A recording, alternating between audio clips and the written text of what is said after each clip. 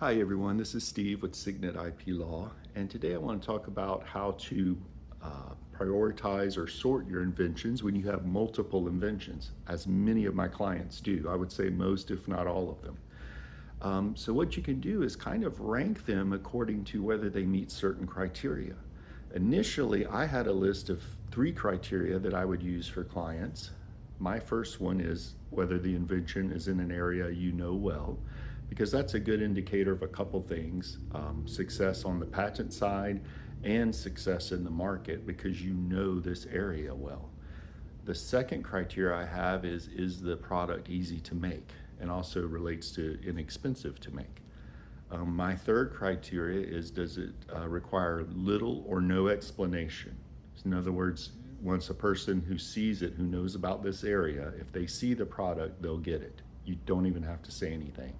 And that can help reduce your costs in terms of trying to educate or get people convinced to try this new product.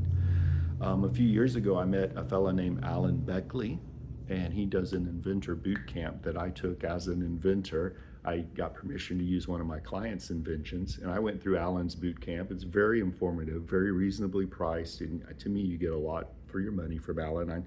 I don't have any other relationship with Alan other than I took the boot camp myself to learn more about what inventors go through and how they think, and what could be helpful to them. But Alan had a list of 7 criteria. His first one is chances of obtaining a patent are excellent. That kind of relates to my criteria number 1. His second criteria is market for your product is huge, as in like millions of potential customers. That's a good point to consider. His third criteria is benefits of your product are obvious, and that relates to my criteria number 3, little or no explanation.